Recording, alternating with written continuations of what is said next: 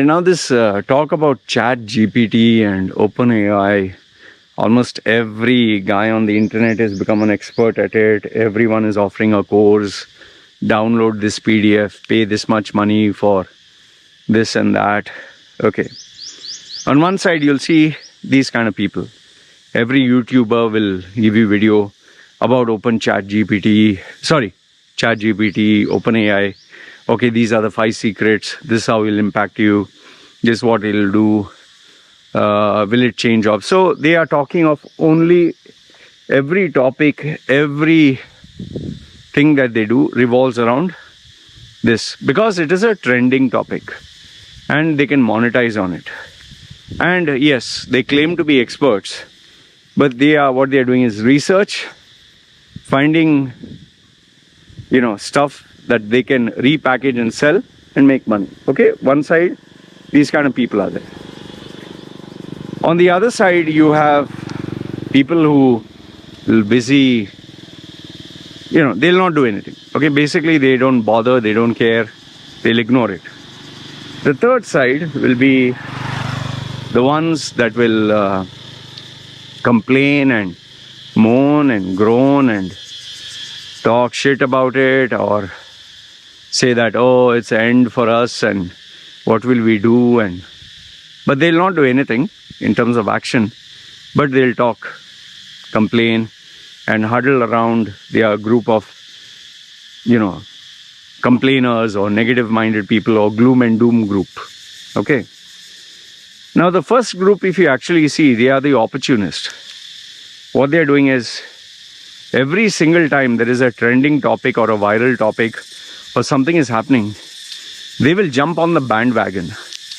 Maybe they don't know the subject, they are definitely not experts, but they want to capitalize on that wave. Like in, I think, business or management terms, we call it the early adopters. Okay, so they are busy milking it for all it's worth. In fact, I know one YouTuber, before OpenAI and Chat GPT, all his videos were about productivity hacks and the secret to success and technology, and use this app. Now, ever since OpenAI and Chat GPT arrived on the scene, all his videos, not a single one, is not about OpenAI and Chat GPT, and obviously he's getting many views. Okay, and he's saying, do this prompt, do that prompt, do this, do that. Most of it is pointless. What he's saying, like how to create a moving image, how to create a photograph, how to create an email, this, that, and drawbacks, plus one. His entire world is focused on OpenAI and Chat GPT. In fact, he changed his outro, his intro, everything to match OpenAI, Chat GPT. In fact, even his website now he is directing to OpenAI and Chat GPT based website which offers services. Okay, now he's the kind of guy who wants to make money, wants to take advantage. He doesn't give a damn what technology comes out. I'm pretty sure tomorrow, if there is some medical pill or which boosts your brain and all that, and that is trending, and OpenAI and ChatGPT has lost its steam, he will switch over to that one. Okay, now he's one type of character. The other kind of character is, whether it's OpenAI or whether ChatGPT, whether it is the most useful app or the most useful productivity tool or whatever, they don't care. They'll continue doing what they are doing. Like maybe, I'm just saying, maybe your boss, the business owner, or your mother, father, or your parents, they are like old fashioned. I don't care about the internet. In fact, there are many people who don't even, who have never even upgraded their PC or their Mac or their phone. They don't care. It's maybe 10 or 12 years old. They're happy. What I'll do with all this, yeah. They're not bothered. Fine. They're happy in their life or their comfort zone, as you can call it. Then the third group that there is, oh man, gloom and doom. Sheesh, man, now OpenAI is come, our jobs are gone, Chat GPT is gone, or these people will be terminated. They'll only share bad news and terrible news. But if you ask them, oh, what fell down? Coconut. Okay, coconut fell down. Sounded like an animal. Okay. So, but if you ask them, what are you doing about it? Okay, you're complaining. OpenAI will take your jobs. Chat GPT will take your jobs. Or people have lost their jobs. Well, what are you doing about it? The answer is nothing. They'll just complain, moan and groan. Okay.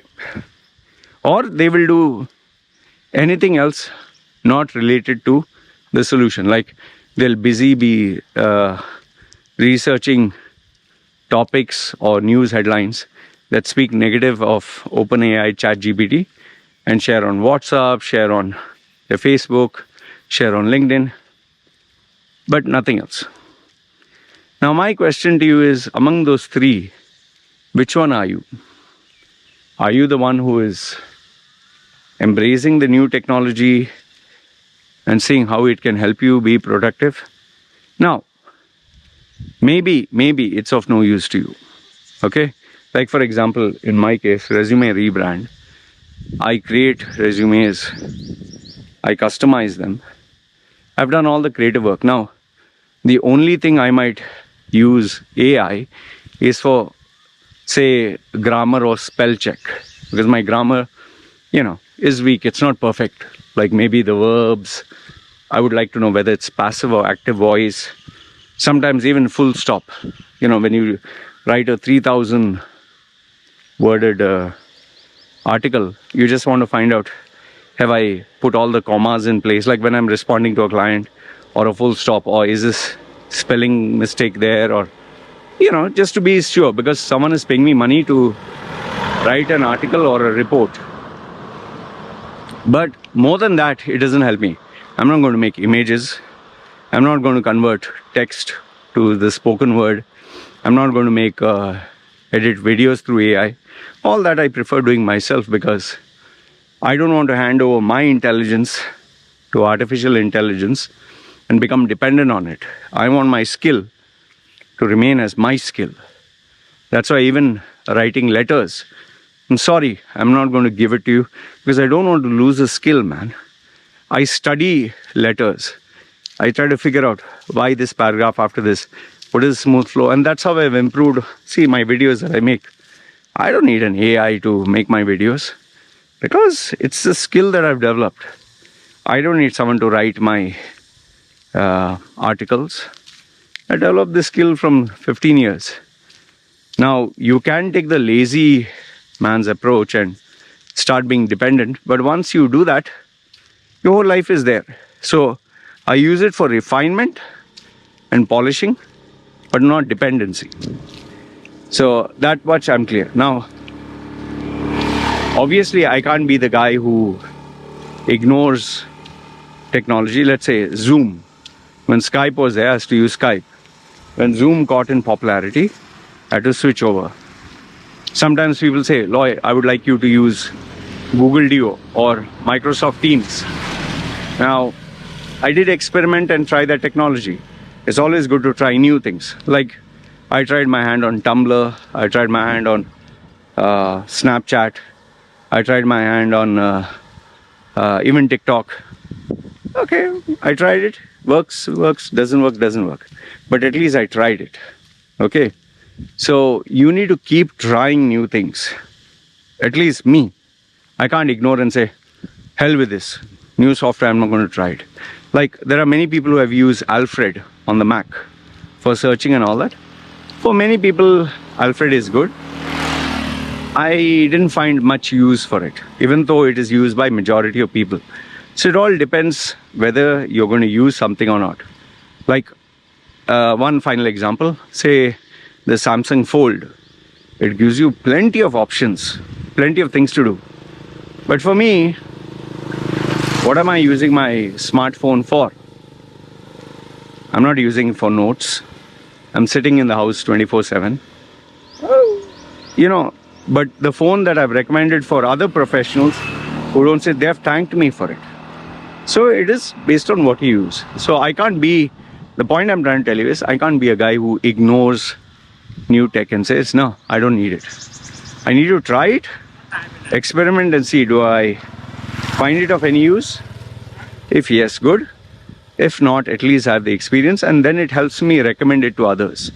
Like sometimes I buy tech just to see the usefulness. Like I bought the Samsung flip phone because I was curious to know, okay, this tech, how do you use it? What do you use it for? The last one is the whiners, complainers. Now, in my case, I have posted videos about the dangers and risks of OpenAI and ChatGPT. It will make the generation lazy. It will make you dependent on them. Very soon they'll start charging you for it. Your skills will deteriorate. Fine, I've spoken on the bad side. But now, that doesn't mean every video of mine and every chat or every conversation I have with everyone, I say gloom and doom. I tell them, no, listen, if you are a person who benefits from this or can use it, use it. Like I have this business friend of mine who uses OpenAI for e-commerce store, website, HTML, and he does multiplicity of tasks. But he also told me it made some massive errors and mistakes because of which he lost a big sum of money. And one of the letters that he sent to one of the clients, sometimes you get lazy, you don't read it. He quoted the wrong price and he ended up having to honor it. It became a legal thing. He couldn't say, I used Chat GPT for this. So now he uses it less, but he uses just to, let's say, a spell check. In fact, he has moved over from Chat GPT to Grammarly. He says that is safer. At least he'll not try to do my work for me. So, but being a complainer, moaning and groaning about things, bitching about others, it might make you feel good. It's not going to help you grow as a human being. So, my conclusion and my message to you is this. See, whatever happens in life, whether it's a new technology, whether it's a new competitor, whether it's a new policy, whether it's a change of law, find out which category do you want to belong to. Do you want to be part of the early adopters who want to make money out of it and benefit from it and, or be an expert in it so that people can pay you money? Then choose that. Now, FYI, I'm not part of that first group, even though the first group sounds exciting. No, it is only for those who want to commercialize on it or use it to their benefit. I'm more of the second level. The second level is where we try to figure out, can we use it or we can't use it? But without hyping it up like it's a god mode, or without cursing it as if it's going to destroy your life. I tried OpenAI for images, for videos, for just to see website, backend, what it can do, and letters and resumes and cover letters. I went and tried everything and I realized it's too early for me. It's too early for me, at least for my sake.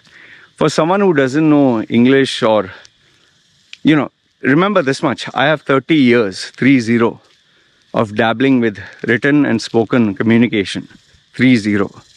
So there is a certain level of expertise I have. But if you have less, okay, you have two options. Either you tell yourself, I will work hard to develop this skill so that I'm not dependent on it, or you go ahead and be totally dependent. See, because end of the day, remember, you can impress people by writing letters and Tinder profiles and love letters and breakup letters and all. But one day you'll be meeting a person face to face. What you'll do then? Or you'll tell them, let me use OpenAI, Chat GPT and write you a letter. No, they'll talk to you face to face, no? And many companies today are adopting, please write down They ask them to physically write down or type it out in front of them. Then you're jacked, right? Then they'll realize, why do I need this guy? Chat GPT, OpenAI. Then finish, no? You short yourself. And believe it or not, once you get addicted to something, to wean yourself out, takes 10 years. Try, for example, best example, try taking away the smartphone from a youngster, or delete the social media of someone who posts every day. They'll mentally break down. Addiction. And yes, the sad fact, which is a reality, the deterioration of skills because you're so dependent on it. That is why with my wife and kid, I make sure that they use certain skills and they're not dependent. Remember, when you use your mind, like for example, how many of us are good at writing with a hand and with a pen? And I have physically bought notebooks and a pen and paper because I don't want to be dependent only on typing. You can do the research when you write with your fingers, your whole mind, your body, your emotions, your feelings, including the neurons that operate your fingers and all that. Oh, it operates as one. So don't lose that skill. Okay? Like I tell people, if you have muscles and you don't exercise, then you're finished. And last and not the least, you have that majority group that moan and groan and complain and end of the world and doomsday, and I don't know who will benefit. Makes you have a good group of complainers and whiners, like people, like girls, especially girls, when they break up. Oh, he didn't love me. Oh, he dumped me. Oh, and then they say, poor thing, poor baby, poor this, poor that. And but then the same female, after telling you all this, will go back to the same guy. The men or women who bitch about and complain about their boss and their country, or end of the day, they go back to the same place, no? You're not doing anything about it, just moaning and groaning.